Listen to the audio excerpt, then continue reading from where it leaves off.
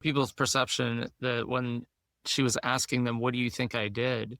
They're like, "You must have killed someone, or you must have stolen millions of dollars or something." She's like, "No, actually, I rescued birds." I'm like, "What? Rescued birds?"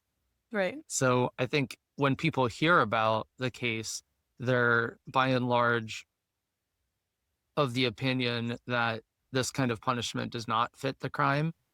And so the fact that our justice system does not reflect those values of the people, I think that should raise people's ire and be like, maybe we should reconsider this. Maybe these people in authority are not exercising authority in those interests. Maybe they're not protecting and serving our interests. Maybe they're protecting and serving interests that are contrary to ours. So it should be raising those kinds of questions, I think. Absolutely. So an important moment in the case that relates to a little bit of what you're saying is that June 10th, this is all during the lead up to trial when they're making all kinds of motions, both on the side of the prosecution and defense.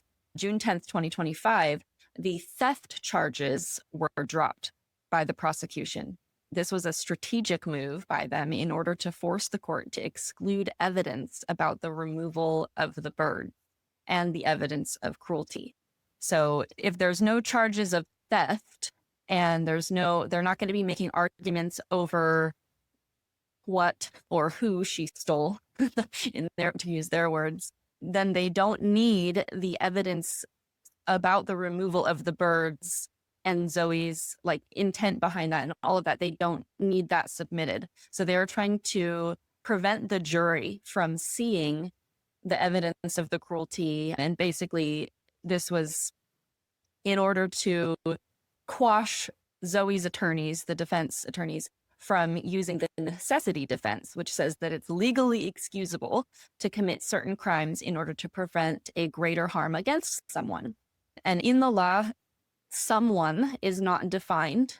It doesn't say just humans. There's no asterisk, which it's kind of funny. That reminds me of, I think it's, what is it, Exodus 20:13, the 10 Commandments, and it says, "Thou shalt not kill."